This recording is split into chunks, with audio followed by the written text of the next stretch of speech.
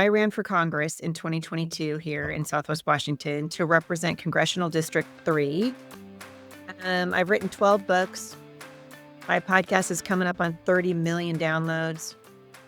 I speak all over the country I am very interested in the intersection of faith and culture. This is Virtuous Leaders, the podcast for based Catholics who will speak truth, do good, or die trying. Here's the show.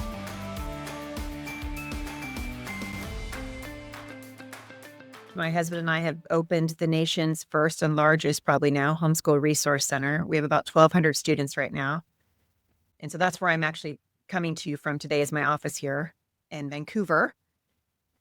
So anyway, I'm interested in everything: education, politics, mothering, the church, the stupidity of the left in Portland. Let's go. We can talk about all of it.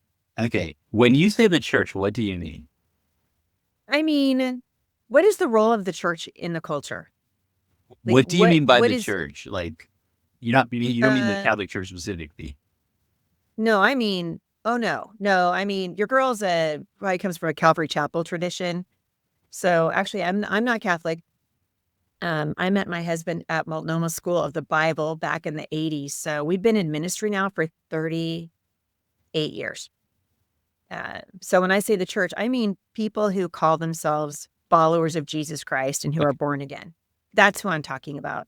And actually, to be fair, I know some Catholics who I believe to be born again. So, and I know some people who claim to be Christians who I would say maybe are not. So I feel like, but when I talk about that, because that's something I talk about on my show a lot, I'm talking about if you claim to be a follower of Jesus Christ and you're born again, God has a job for you to do. You're not just here to stay in the four walls of your church and hide in the four walls of your house. Get out and put feet to your faith. That's what I'm talking about. Gotcha. Lauren. Okay. Yes. Where do you? What's your tradition? I'm What's your background? I'm Catholic. Okay. So I was just at an event with Lila Rose, and I've done So I love her. Andrew Pudawa, a really good friend of mine. He's also Catholic.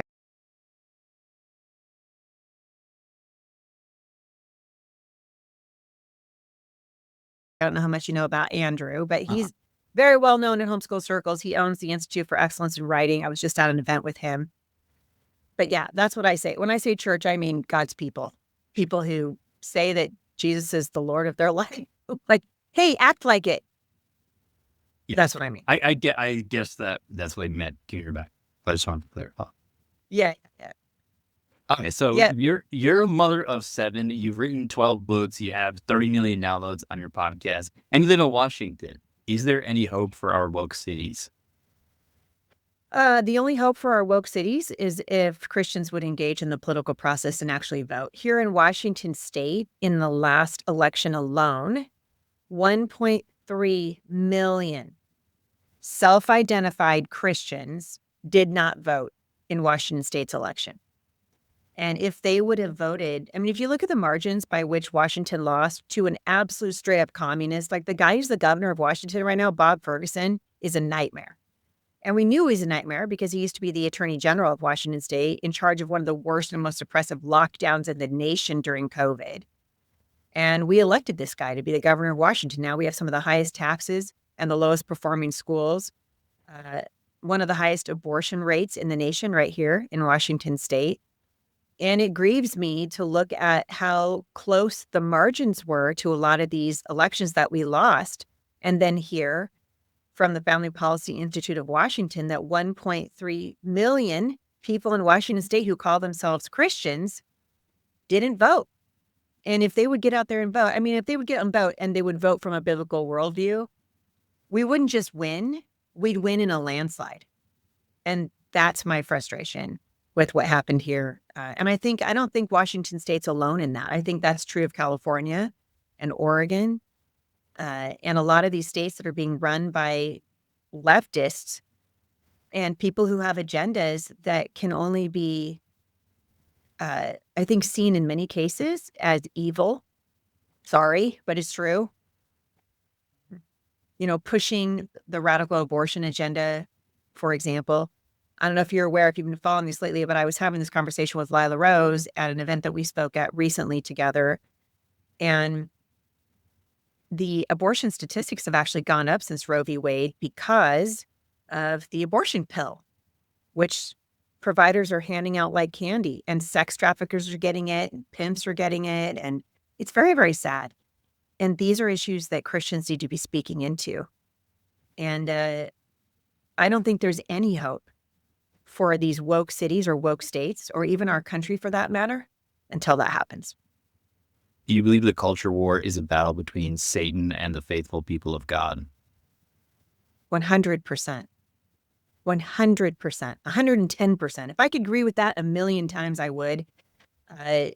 It's a spiritual battle, and we've been taught, and I bet you have heard the same kind of talking points when you were growing up. We were always told at Thanksgiving dinner, what do you not talk about at Thanksgiving? You don't talk about religion, and you don't talk about politics. And what I find fascinating about that is that Thanksgiving is literally a holiday that is only about religion and politics. That's why the holiday exists. And we've been told as Christians that we are to be silent when it comes to politics because, politics is dirty, right? Except for we were literally born for this time in history. And so I 100% agree. These are spiritual battles. And spiritual battles require spiritual weapons. And I take it a step farther. Not that you asked, but I'll take it a step farther. I think the reason our country is drowning morally, we're literally drowning, is because we continue to send people to the front lines of spiritual battles who cannot wield spiritual weapons. And then we expect a different result. These are spiritual battles. Spiritual battles require spiritual weapons, and God's people who believe that there is a creator and that there is a son of God and that he died for our sins and who have been forgiven, we have an obligation to bring the truth of what we know to be true into every sphere of influence, and that includes politics. So you wrote 12 books, including Becoming Mom Strong. I think that maternal anxiety is one of the biggest problems facing families. How does someone become mom strong? Well, the tagline for that book is how to fight with all that's in you for your family and your faith. And you probably guessed by now I'm a little bit of a fighter. I'm a little bit of a scrapper. And I think that the very first thing, there's a lot of anxiety in motherhood right now. And I think one of the premises of that book is that this generation of young mothers in particular, they're dealing with things that my generation, growing up in the 70s and the 80s, I came of age in the 80s, got married in the 80s. This generation of parents is dealing with things that my generation didn't even see coming. Like I was, I'm old. I graduated from high school in the 80s, and check it out. I had a Commodore 64 computer, one of the very first prototypes of a Mac computer, and I was required to take typing on a manual typewriter and on an electric typewriter. And we were in this sort of switch, this move that was happening from one type of technology to the next generation, the next gen, right? So like I'm talking to you now on my MacBook Pro, and I'm sitting here with an iPhone, right? And I remember when iPhones came, I remember when Facebook was a thing. My daughter wanted to get a Facebook account. I think she's maybe your age, my oldest daughter. And I was like, oh, why would you need, Facebook? What a ridiculous, but I thought I'll make myself an account just so I can keep track of you. We had no idea Facebook's going to rule the world, right? No idea that our kids would become addicted to iPhones. No idea that pornography at the rate of, 1 billion per second was going to be shoved in front of our kids. You used to have to go down to the corner store and at least embarrass yourself to get a hold of a gross magazine. And now you can pipe it into your bedroom in relative anonymity. And we didn't know. And you don't know what you don't know. And so these moms are dealing with problems. They are being asked to answer questions that my generation never even saw coming. And these are the questions that, praise the Lord, have already been answered for us because the answers to these questions are in the Word of God. And so I tell moms the very first thing you have to do is be very open and honest about what's happening to our culture, what's happening to our children. I've never seen a generation of kids so targeted by the enemy as I am this generation, starting from the time they're 5 years old in our public school system. And I think we've seen an entire generation become spiritually hostage because we just kind of weren't ready for the attacks that came. And so I think that this generation of young parents, God's calling them to do extraordinary things and to stand for righteousness in the public square, not just privately, but publicly, where my generation and generations before me really fell on our faces and we were just like, it doesn't matter. And we just won't engage. This young generation, these kids are being assaulted in their libraries, for goodness sake, right? You can't go down to a city festival in my neck of the woods in Portland, Oregon. You can't go, like we used to think it didn't matter, for example, who was running the Parks and Rec division. We didn't care. We didn't vote for them. Who cares? These guys are bringing drag queens to basically strip down in front of little kids. We didn't see that coming. So becoming mom strong is kind of an apologetic for motherhood, and why I think mothers have maybe one of the most important roles in the culture, mothers and fathers, why marriage is so important, why healthy marriages matter so much, why children are a sacred gift and blessing from the Lord. So you understand this apologetic of the family as God created it, then you have an obligation to defend it. And so that's really what it's about. I started off by talking about where I came from. I grew up as one of 7 children myself in a Christian home, and I kind of put it in air quotes. I feel like my parents were Christians, but my father was raised by an alcoholic, and he raised me the only way he knew how to raise children, which was to physically injure me my entire life. So I grew up with this really unhappy home. My parents divorced when I was 18, and I wrote about that and the impact that that had on me and would have had on my children and their children. I now have 8 grandchildren, right? So it would have had that impact on those generations too, but God in his mercy, and I think largely through the love and care and tenderness of the man that I've been married to now for 36 years, set me on a new path to change the generational legacy that has been in my family for literally generations. That's who God is, right? He's the healer. He's the trajectory changer. And so a lot of becoming mom strong is first, it's like my history of feeling like I'm never going to be a good mother. I didn't really see it modeled well for me. I don't know much about raising children. Feel like I didn't see it done well. And the Lord saying, hey, you give it to me. You ask me for help. You invite me in. You make me Lord of your life. And we're going to change the trajectory of generations of your family. And he's doing that. And I think he wants to do it for every mother that will call out to him.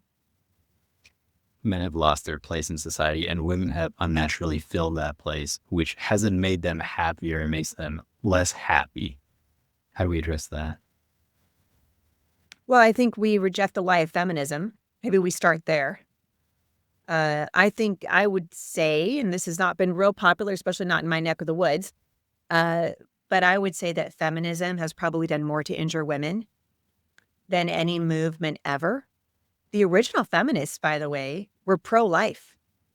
The original feminists would have not recognized, the pink hat wearing man haters that are part of the feminist movement today. God has made us in his image, male and female, and he's made us different, and he did it on purpose. And so women have an incredible role in the culture, and it's different from men, and that's okay. And so I want women to see their role in the culture as beautiful, we get to reflect this feminine side of our creator, right? Women have the amazing ability to carry life inside of them. Women are nurturers. They're born reflectors. And the feminist movement has said, no, you could be a man if you want to be. You should be fighting on the front lines out there and in the infantry. You should, imagine the deception. Imagine what it took to convince generations of women that holding a newborn baby in your arms and nurturing new life and teaching our children and loving our husbands was somehow slavery, was somehow bad.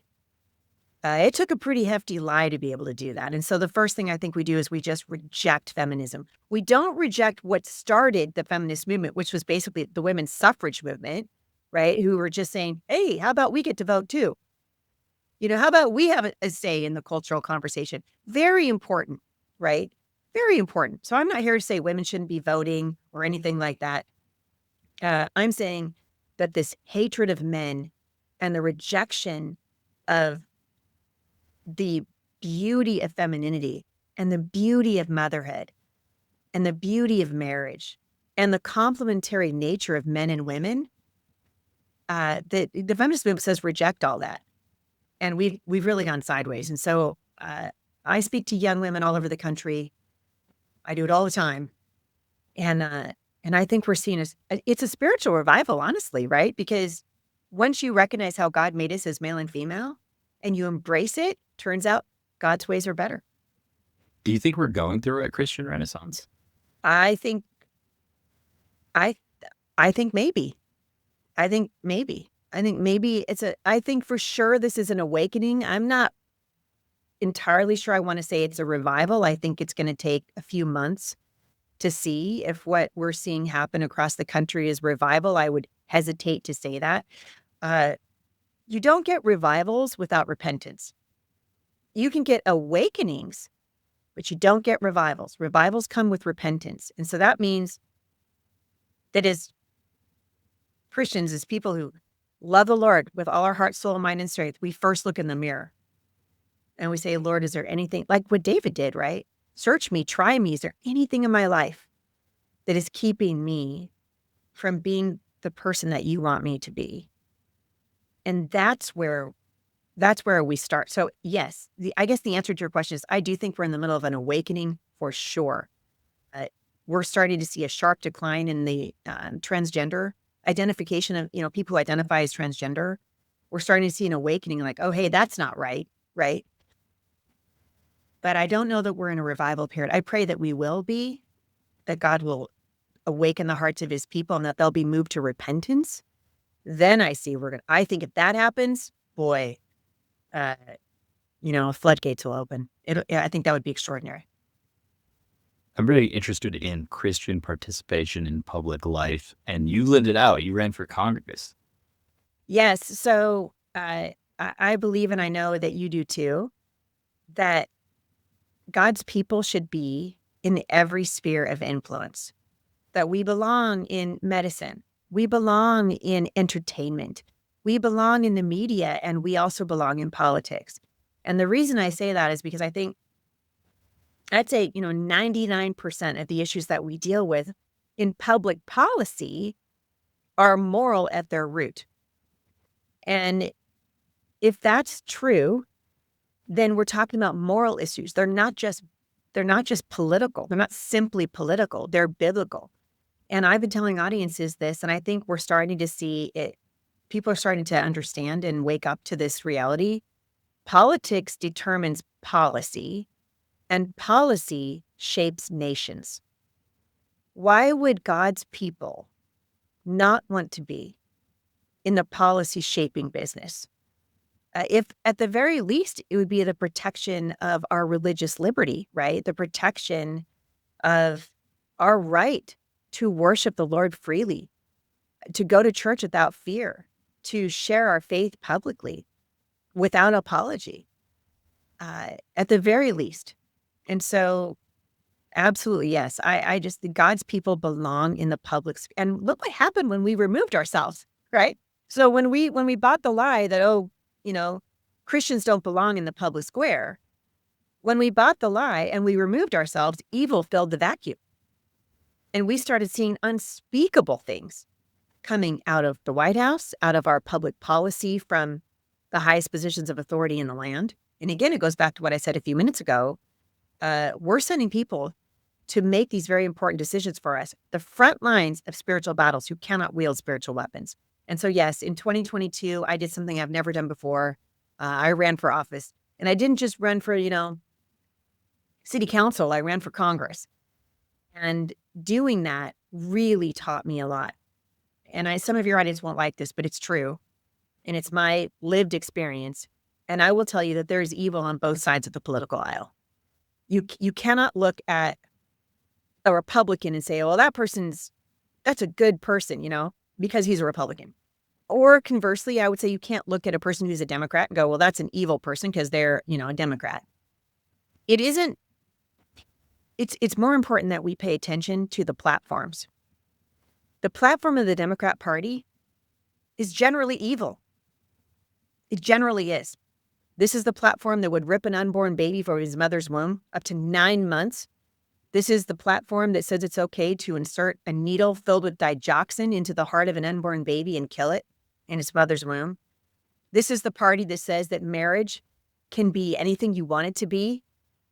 This is the party that has called for open borders and, all kinds of things. And you can transgenderism, for goodness sake. The defunding of our police. Our cities are less safe. So you can say that I think we can say unquestionably that much of what the Democrat platform is evil. Conversely, Republicans have historically stood for the unborn, marriage between a man and a woman, things that God stands for. And so we look at the platform. There are lots of Republicans right now who are trying to water down that platform. I think we need to be very, very careful. And like I said, I encountered many Republicans who was running for office that I would say, oh, hey, I don't know if you're in the right position. So I think we need to check the platform. People need to pay attention to what the issues are and recognize that there are evil people on both sides of the political aisle. And I think it causes, or it should cause, us to even be more engaged and more aware and more informed. Here's a hot take for you. I believe that the divide is not between Democrats and Republicans, but between devil-worshipping pedophiles and everyone else. 100%. That's absolutely right. Yes, I vote for you. Run for office. So can you share with us your homeschool gig and all your free time you started this homeschool initiative? Yeah, so Jay and I have homeschooled all 7 of our children. We didn't start out that way. Our oldest daughter, Savannah, was in a public school up until the 2nd grade. And really, God just got a hold of my heart, and he showed me that education's not neutral. There's nothing about education that's neutral. Education is discipleship. It's the impartation of what I believe is good and true and beautiful to my children. And I would venture to guess that a lot of your listeners who have their kids, this is my question for everyone who's listening. For those of you who have your kids in school, be it private or public, do you know who is teaching your children? Really know them? Do you know their political ideology? Do you know what they think about God and his word? Do you know what they think about the role of parents in the family? Jesus, in talking to his disciples, he was referring to the Pharisees, but in the book of Luke, I think it's chapter 6, Jesus is talking to his disciples, and he says to them, when a student is fully trained, warning them about being educated by the Pharisees, he says, when a student is fully trained, he'll be like his teacher. And I always ask parents, who is teaching your children? If you don't know who's teaching your children, you're making a grave mistake. And I think parents, the schools are like giant babysitters for us, right? We drop them off 5 days a week, 9 months out of every year for 8 to 9 hours a day. And we send our kids to Rome to be educated. And then we wonder why they come out as Romans. Well, that's why. That's why. And so when the homeschool bug sort of bit us, and I never wanted to do it, I think it's fair to say I couldn't understand why a woman in her right mind wouldn't be locked up with her kids all day when a yellow bus would come and take them away for free. But when God got a hold of my heart, my husband and I, we just couldn't leave her in the public school anymore. And actually, when we had the opportunity to send her to a private Christian school, we rejected that opportunity as well, because we recognized that the responsibility belongs to us. And so we started a homeschool cooperative in Northern Washington. And then we moved to Southwest Washington, started another one here. and eventually started over 100 of them around the United States, up in Canada, one at the Ramstein Air Base in Germany. For the last 25 years, we've been trying to help churches minister to homeschoolers. Well, in 2017, and you might remember this, when Barack Obama issued his bathroom mandate, remember this? And he said, well, the bathrooms in public schools now are open to whatever gender you identify as. I remember I was in Chattanooga, Tennessee at the time speaking, and I told my husband, homeschool co-ops aren't going to cut it. We need more. And so we began to pray about it, asked the Lord to help us, and God in his mercy and in his providence provided a building for us. And we opened the nation's first full-time homeschool resource center right outside of Portland, Oregon, in Vancouver, Washington. And it is open 5 days a week. We had classes, lots and lots of classes there. COVID came, and we stayed open.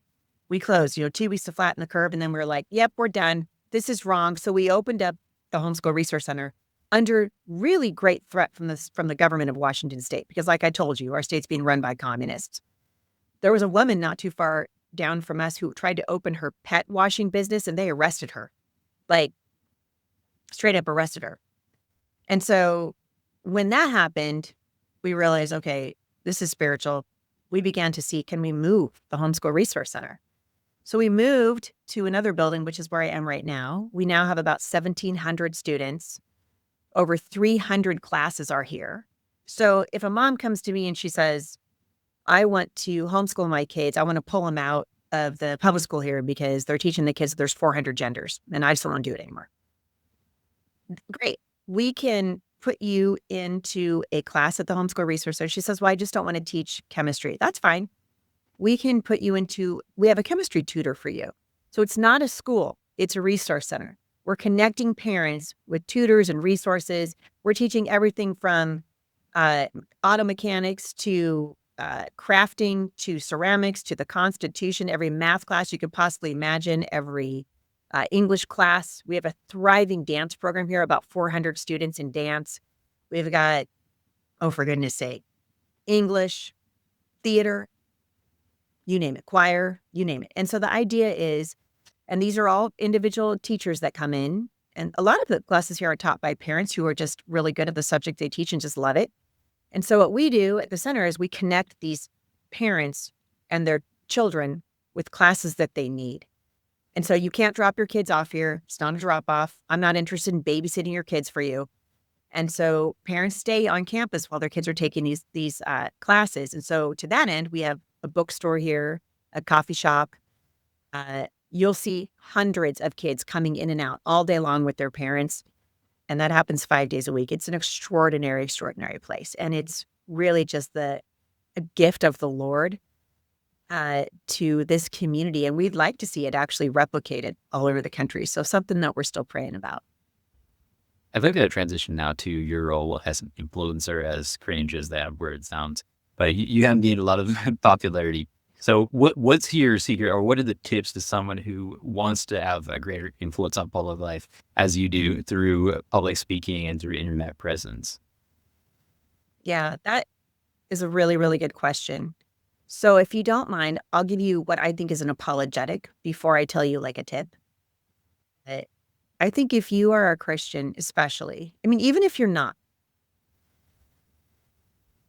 God in his word gives us priorities, right? So in the Old Testament, Deuteronomy, right? Love the Lord your God with all your heart, your soul, and your mind, and your strength. So that's where we start. You want to be, Mother Teresa said it best. If you want to change the world, go home and love your family. That's really where it starts. So my day starts with me talking to the one who made me. Like, search my heart, try me. And man, the Lord likes to do heart surgery on me at like 6 a.m, every morning, little heart surgery. And he makes me aware of things in my life that I need correcting, or maybe I need to love my husband better, or maybe I need to be more intentional with my remaining daughter at home. We have one child still left at home. She's 15. And I start there. And out of an overflow of what happens between me and the one who made me, I pour into my husband, into my spouse. That's my first relationship that I pour into. And out of an overflow of what happens between me and my husband in this one flesh relationship that the Lord gave us, I pour into my children. And out of an overflow of that, I pour into our home.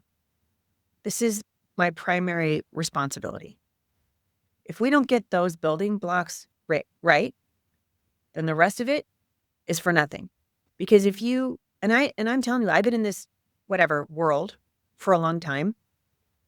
I could sit here for 2 hours probably and tell you story after story after story of influencers, right? And I use the word in air quotes because you're right, it's such a cringe word now, who have given up what really matters. They've sacrificed the best thing on the altar of a good thing. And so I get this question all the time, especially when I'm out on the road. People will come up to meet me after an engagement, and they'll say, how did you get to do what you do? How do I do what you're doing? I will go back to Mother Teresa. If you want to change the world, go home and love your family. Make sure that those relationships are in order. Because if they're not, and you lose your family in your pursuit of platform, I will tell you that's a very hollow life. Having, 800,000 people follow you on Instagram, who cares? Honestly, like who cares? Most of those people are there to see you fail, by the way. Is that true? They're there because it's true. They're there because it's a good headline. They don't know you. They're not going to bring you a casserole when you're sick. They're not going to come to the funeral when your dad passes away. They're not. These are not people in your life. These are, I'm not saying that I don't appreciate the people that follow me online. I certainly do. And I love to interact with them. I actually love speaking in person. It's one of my favorite things to do. But I'm not under any illusion that that's my inner circle. My inner circle is in my home and in my family and in my church and in my community, people that I actually do life with. And I had a very serious health crisis this last year. People that listen to my podcast will know this. I was diagnosed with a tumor in February of last year, ended up having major surgery. And I'm so thankful for the broader community of people that prayed for me, thousands and thousands and thousands of people praying for me. And it was amazing, the prayer support. It was my daughter and my sister and one of my best friends from my community here that came and literally washed my hair for me when I could not do it myself, that brought meals to my family, that cried with me when my recovery wasn't going like we hoped that it would. Nurture those relationships in person. Those are the most important relationships in your life.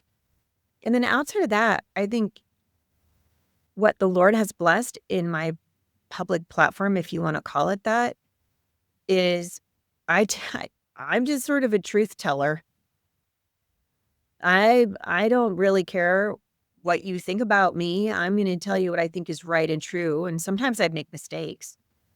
Sometimes I get things wrong and I have to come back and go, well, I got that wrong. And when I make an apology, it usually has to be a public one. I'll be like, well, I shared about this and I was wrong. I had a wrong perspective, or I wish I would have waited for the news cycle to go a little bit longer and then I would have had better perspective or whatever. But I just started talking very early on in the homeschool movement about things that other people wouldn't talk about. Like, for example, there was abuse happening in the homeschool movement. There was bad things happening. And I just started talking about it and calling it out and saying what it is. And I still kind of do that. And so I think, if people want to build a platform, if you're in it for platform, I'm not trying to hurt your feelings. Don't do it. Don't do it. If you're talking about things that matter because it's important to you and it quickens your heart and the Lord puts something on your heart, you just think, I'm just compelled to say it, then steward that through prayer. Jay and I have been the leaders of our nonprofit organization now, Firmly Planted Family, for over 25 years. Starting ministries, training leaders, doing all kinds of things. And the reason I give the apologetic for it is because if you don't get that foundation right, nothing else matters. Nothing else matters. Eventually the platform crumbles. And unfortunately, when the platform crumbles, if you built your life on that platform, that hollow thing, when that crumbles, your life crumbles with it.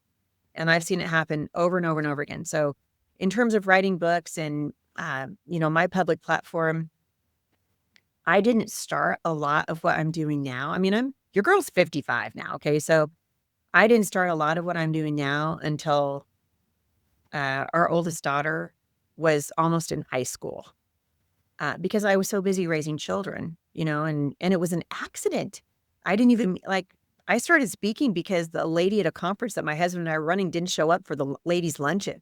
And they were like, "We need a speaker. You should do it." And I was like, "Oh, no, no, no. I'm the name tag girl. I don't want to do that.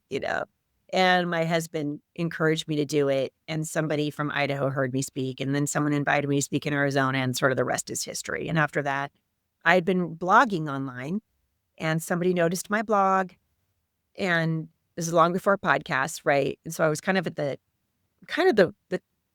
I guess I rode the wave of blogging, and then I sort of rode the wave of podcasting, got into it early, and somebody noticed it, and I ended up signing a 7-book deal with Tyndale. And so I've been writing books. I've self-published several books. I'm a new one I'm actually working on right now about shepherding adult children that I'm very, very excited about, because 6 of our 7 children are grown now. And yeah, I love that the Lord's letting me do this. Honestly, it is a thrill and a joy, and I love it. And so I don't mean to sound, I don't know, do I sound down on it? I don't mean to sound down on it. I just want people to know how serious it is. If you put yourself, especially as a woman of faith, as a man of faith, if you put yourself out in the public space and you're willing to speak for what God says is true and right and good, you literally have a target on your back. You have made yourself a target. So strengthen your walk with the Lord, strengthen your marriage, strengthen your family, fortify your home, and then build a platform. Is there any last words you want to share with us, Heidi? Oh, I'm encouraged for, I think that there is a generation right now that God is going to use to do extraordinary things. And as that happens, I think that the spiritual battle around you, around me, around all of us is going to intensify. And so I tell people, stay close to the Lord, stay close to his word, stay close to your family, and then listen, because God wants to give you instructions so that you know what's the next step to take. And boy, I think if this generation of people who follow Jesus would simply walk in obedience and do what he asks us to do, then I actually think we might live to see revival. Thanks for listening. Please like, subscribe, and share with your friends. See you next time.